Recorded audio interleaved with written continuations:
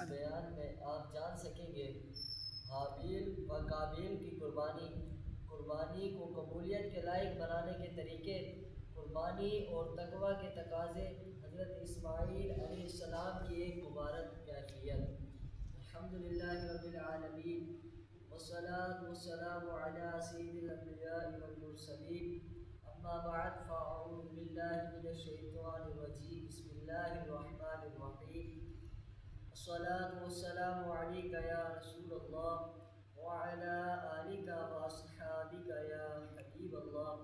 الصلاة والسلام علیک یا نبی اللہ وعلی آلک واصحابک یا نور اللہ۔ نویت سنت الاعتکاف، ترجمہ: میں نے سنت اعتکاف کی نیت کی۔ درود پاک کی فضیلت۔ اللہ پاک کے پیارے اور آخری نبی صلی اللہ علیہ وآلہ وسلم کا فرمان ہے: کثرت الذکر والصلاۃ علیہ تنفی الفقر۔ ترجمہ: اللہ پاک کا کثرت سے ذکر کرنا اور مجھ پر درود شریف پڑھنا غربت دور کرتا ہے۔ عرش بری تک چرچا تیرا، دشمن و قمر ہے، شمس و قمر ہے صدقہ تیرا، اے ماہ کامل حسن تمام، خیر البشر پر لاکھوں سلام۔ جود و سخا کا پرچم تو ہی، زخم جہاں کا مرہم تو ہی، مشکل کشائی تیرا ہی کام، خیر البشر پر لاکھوں سلام۔ صلو علی الحبیب صلی اللہ تعالی علی محمد صلی اللہ علیہ وسلم۔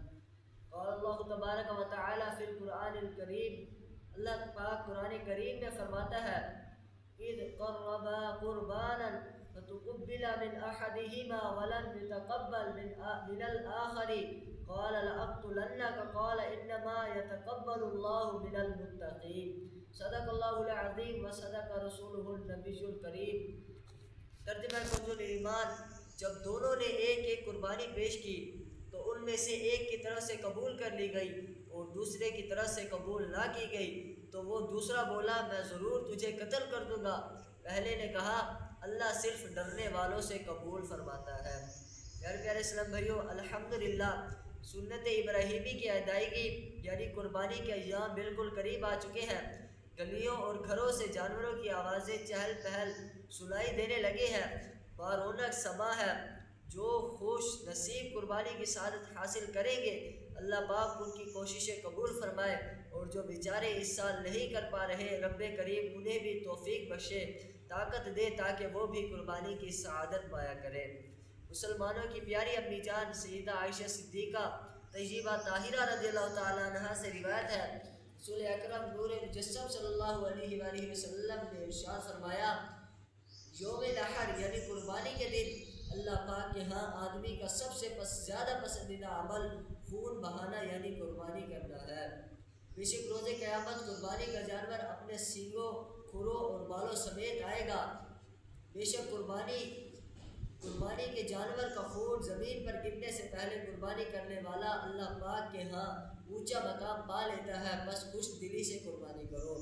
ایک مرتبہ صحابہ کرام نے پوچھا: یا رسول اللہ صلی اللہ علیہ وسلم، قربانی کیا ہے؟ فرمایا: یہ قربانی تمہارے والد حضرت ابراہیم علیہ السلام کی سنت ہے۔ صحابہ کرام نے پوچھا: اس میں ہمارے لیے کیا اجر ہے؟ فرمایا: یعنی قربانی کرنے والے کو قربانی کے ہر بال کے بدلے ایک نیکی عطا کی جاتی ہے، نشانی ہے وفا کی اور ایک نعمت ہے قربانی، خدا کے دوست ابراہیم کی سنت ہے قربانی۔ مسلمانوں کبھی قربانی سے پیچھے نہیں ہٹنا، وقار دین ہے اسلام کی شوکت ہے قربانی۔ اللہ پاک ہمیں خوش دلی کے ساتھ قربانیاں کرنے اور حکمت عملی کے ساتھ غریبوں، بے کسوں، یتیموں وغیرہ میں ان کا گوشت بانٹنے کی توفیق نصیب فرمائے، آمین۔ پیارے اسلام بھائیو، پارہ 6 سورۃ المائدہ میں حابیل اور قابیل کی قربانی کا ذکر ہوا ہے۔ یہ دونوں حضرت آدم علیہ السلام کے بیٹے تھے۔ قابیل پہلا بد نصیب ہے جس نے انسانوں کی تاریخ کا سب سے پہلا گناہ کیا، یہی پہلا مشرک بھی تھا، پہلا قاتل بھی ہے۔ حضرت حابیل جو نیک انسان تھے، ان کا اور بد نصیب قابیل کا کسی بات میں جھگڑا تھا۔ اس جھگڑے کا حل حضرت آدم علیہ السلام نے یہ نکالا کہ تم دونوں قربانی کرو، جس کی قربانی قبول ہوگی وہ درست ہوگا، جس کی قبول نہ ہوگی وہ غلطی پر ہوگا۔ اس دور میں یہ دستور تھا کہ جس کی قربانی قبول ہوتی، آسمان سے ایک آگ اتر کر اس کو کھا جاتی تھی، جو قبول نہ ہوتی اسے چھوڑ دیتی تھی۔ چنانچہ حضرت حابیل اور بد نصیب قابیل دونوں نے قربانی کی۔ حضرت حابیل نے اللہ پاک کی رضا پانے کے لیے بڑی خوش دلی کے ساتھ ایک بکری ذبح کی، اور قابیل چونکہ بد باطن تھا، اس کا دل پہلے ہی سیاہ تھا، چنانچہ اس نے بڑے دل سے کچھ گندم راہ خدا میں دے دی۔ آسمان سے آگ اتری، اس نے حابیل کی قربانی کو کھا لیا، مگر قابیل کی دی ہوئی گندم کو یوں ہی چھوڑ دیا۔ یعنی حضرت حابیل کی قربانی قبول ہو گئی تھی۔ قابیل جو پہلے ہی دشمنی کی آگ میں جل رہا تھا، یہ دیکھ کر اور بھی آگ ببولا یعنی غصے میں لال پیلا ہو گیا۔ اب تو اس نے غصے میں آ کر حضرت حابیل رحمۃ اللہ علیہ کو قتل ہی کر ڈالا۔ یہ اس زمین پر سب سے پہلا قتل تھا۔ اس کے بعد قابیل پہاڑوں پر چلا گیا اور شرک میں مبتلا ہو گیا۔ یہ واقعہ قرآن پاک میں یوں بیان ہوا ہے۔ ترجمہ: اور اے حبیب، انہیں آدم کے 2 بیٹوں کی سچی خبر پڑھ کر سناؤ۔ جب دونوں نے ایک ایک قربانی پیش کی تو ان میں سے ایک کی طرف سے قبول کر لی گئی اور دوسرے کی طرف سے قبول نہ کی گئی، تو وہ دوسرا بولا، میں ضرور تجھے قتل کر دوں گا۔ پہلے نے کہا، اللہ صرف ڈرنے والوں سے قبول فرماتا ہے۔ پیارے اسلام بھائیو، اس واقعے میں ہمارے لیے کئی سبق ہے۔ پہلا سبق یہ ہے کہ قبولیت کی فکر کیجیے۔ سب سے پہلے تو یہ دیکھیے، ہمارے سامنے قربانی کرنے والے 2 شخص ہیں، پہلا حضرت حابیل اور دوسرا بد نصیب قابیل۔ لیکن قابیل کی قربانی قبول نہیں ہوئی، اس کی قربانی رد کر دی گئی۔ پتہ چلا محض قربانی کر لینا کافی نہیں ہے، اس کی قبولیت کی فکر بھی بہت ضروری ہے۔ مسلمانوں کے چوتھے خلیفہ حضرت علی المرتضیٰ شیر خدا رضی اللہ تعالیٰ عنہ فرماتے ہیں، قبول العمل اشدہما منکم بالعمل۔ ترجمہ: عمل کرنے سے زیادہ عمل قبول ہونے کی فکر کیا کرو۔ حضرت فضالہ بن عبید رضی اللہ تعالیٰ عنہ فرماتے ہیں، اگر مجھے معلوم ہو جائے کہ میرا ایک ذرہ برابر عمل قبول ہو گیا ہے تو مجھے دنیا اور جو کچھ دنیا میں ہے اس سب سے زیادہ محبوب ہے۔ پیارے اسلام بھائیو، واقعی قبولیت بہت ضروری ہے۔ اگر ہماری ایک بھی نیکی قبول ہو گئی تو انشاءاللہ عز و جل اس کے صدقے بخشش کا سامان ہو جائے گا۔ اگر قبول نہ ہوئی، ہماری نمازیں، ہمارے روزے، ہماری قربانیاں ہمارے منہ پر مار دی گئی، رد کر دی گئی، تو یقین مانیے روز قیامت انتہائی شرمندگی اٹھانی پڑ جائے گی۔ اللہ پاک قرآن کریم میں فرماتا ہے، ترجمہ: تم فرماؤ کیا ہم تمہیں بتا دیں کہ سب سے زیادہ ناقص عمل والے کون ہیں؟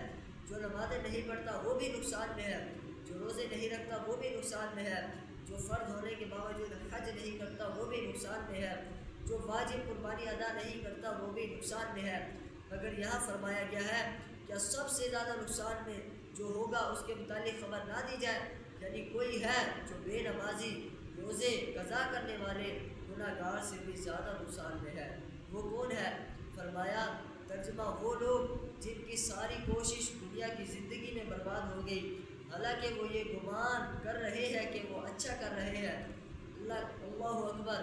وہ شخص جو سمجھتا رہا کہ میں تو بڑی نیکیاں کر رہا ہوں، مشقتیں بھی اٹھاتا رہا، نمازیں بھی پڑھتا رہا، روزے بھی رکھتا رہا، حج بھی کرتا رہا، لاکھوں لاکھ خرچ کر کے مہنگے سے مہنگے جانور خرید کر قربانیاں بھی کرتا رہا۔ اس کا گمان تھا کہ میرے پاس تو بہت نیکیاں جمع ہو چکی ہیں، مگر جب میدان محشر میں پہنچے گا تو معلوم ہوگا کہ یہ سب نیکیاں تو برباد ہو گئی۔ اب ان میں تو دکھاوا بھی تھا، ان میں تو شہرت کی طلب بھی تھی، ان میں تو اپنی واہ واہ کی خواہش بھی تھی، ان میں سے کوئی بھی نیکی اللہ پاک کی بارگاہ میں قبول نہ ہوئی۔ اب اسے شرمندگی ہوگی، اب یہ حسرت سے ہاتھ ملتا رہ جائے گا۔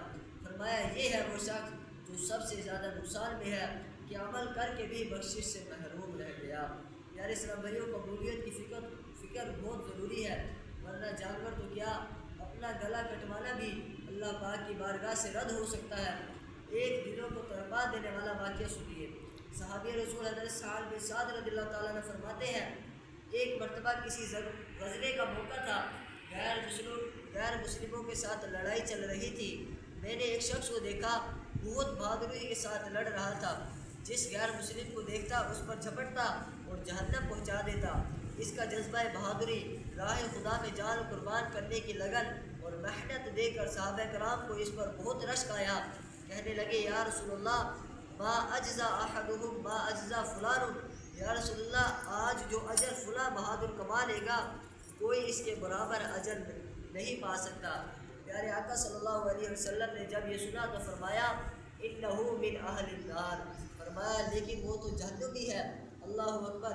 آپ اندازہ کیجئے صحابہ کرام علیہم رضوان جن کا ایک ایک لمحہ نیکیوں میں گزرتا تھا، سب ولیوں سے بڑے اولیاء کرام جس کے عمل پر رشک کر رہے تھے، آپ سوچئے اس کا عمل کیسا ہوگا، مگر افسوس پیارے آقا صلی اللہ علیہ وسلم کی زبان حق سے کیا ادا ہوا، فرمایا وہ تو جہنمی ہے۔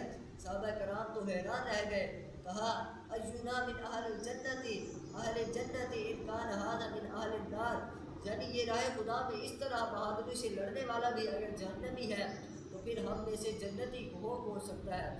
چونکہ زبان رسالت سے ادا ہو گیا تھا کہ یہ جہنمی ہے، صحابہ کرام کی ایمان کی تو مثال نہیں دی جا سکتی۔ چنانچہ ایک صحابی رضی اللہ تعالیٰ نے سوچا کہ یہ شخص ہے تو جہنمی، مگر میں یہ تو دیکھوں کہ یہ کرتا کیا ہے۔ چنانچہ وہ اس بہادری کے پیچھے لگ گئے، وہ غیر مسلموں سے لڑائی کرتا رہا، یہ چھپ کر اس کے پیچھے تھے، ایک ایک قدم اس پر نگاہ رکھتے رہے۔ آخر جب وہ جان کی بازی ہار گیا تو دوڑتے ہوئے بارگاہ رسالت میں حاضر ہوئے، عرض کیا اشہد انک رسول اللہ، یعنی یا رسول اللہ آپ نے جو غیب کی خبر ارشاد فرمائی تھی وہ بالکل سچ نکلی، لہذا میں گواہی دیتا ہوں کہ آپ اللہ پاک کے سچے رسول ہیں۔ صحابہ کرام نے پوچھا معاملہ کیا ہوا؟ کہا میں اس بہادر کے ساتھ رہا، وہ جنگ میں بہادری سے لڑتا رہا، آخر اسے زخم آئے، وہ اپنے زخموں کا تاب برداشت نہ کر سکا اور خودکشی کر کے مر گیا، اور خودکشی کرنے والا جہنمی ہے۔ یہ سن کر پیارے آقا صلی اللہ علیہ وسلم نے فرمایا بعض دفعہ آدمی لوگوں کے خیال کے مطابق جنتیوں والے عمل کر رہا ہوتا ہے مگر وہ جہنمی ہوتا ہے، اور بعض دفعہ لوگوں کے خیال کے مطابق جہنمیوں والے عمل کر رہا ہوتا ہے جبکہ وہ جنتی ہوتا ہے۔ جانتا ہے بارگاہ حق کے آئینوں وہ اصول، دل کے ٹکڑوں کی یہاں پر نظر ہوتی ہے قبول۔ پیارے اسلامی دیکھیے 1,00,000 2,00,000 10 لاکھ کا جانور نہیں بلکہ وہ شخص حقیقت میں منافق تھا، خود میدان جنگ میں اترا ہوا ہے، تلوار چلا رہا ہے، جان ہتھیلی پر رکھی ہوئی ہے اور غیر مسلموں کو گاجر مولی کی طرح کاٹ رہا ہے، اس کے باوجود وہ جہنم کا حقدار ہو گیا۔ سوچئے ہماری معمولی سی قربانی کیوں رد نہیں کی جا سکتی؟ اس لیے ہمیں چاہیے کہ ہم قربانی بھی کریں، لازمی کریں، ضرور کریں، اس کے ساتھ ساتھ اس کی قبولیت کی فکر بھی لگ جائیے۔ تقویٰ اختیار فرمائیے۔ اللہ پاک نے فرمایا ترجمہ اللہ سے ڈرنے والوں سے قبول فرماتا ہے۔ پتہ چلا قربانی کو قبولیت کے لائق بنانے کے لیے تقویٰ اختیار کرنا ضروری ہے۔ یہاں میں ایک بات کی طرف توجہ دلانا چاہتا ہوں، قربانی میں 3 چیزیں ہیں، قربانی کا گوشت، خون، تقویٰ۔ قرآن کا دستور دیکھیے کیا ہے۔ اللہ پاک نے فرمایا ترجمہ اللہ کے ہاں ہرگز نہ ان کے گوشت پہنچتے ہیں اور نہ ان کے خون، البتہ تمہاری طرف سے پرہیزگاری اس بارگاہ تک پہنچتی ہے۔ یعنی گوشت تو وہ ہے جو ہم کچھ بانٹ دیں گے، کچھ پکائیں گے، کھائیں گے، قربانی کا خون زمین چوس جائے گی۔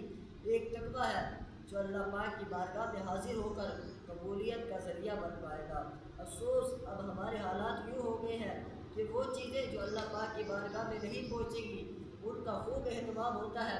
جانور خریدتے وقت دیکھا جاتا ہے کہ اس کا وزن کتنا ہے، گوشت بنانے سے متعلق قصاب کو نصیحتیں ہوتی ہیں، روٹیاں چھوٹی چھوٹی اور گول گول بنانا، باورچی خانے میں فرمائش کی جاتی ہے آج قورمہ بنا لو، آج بیف بنا لو۔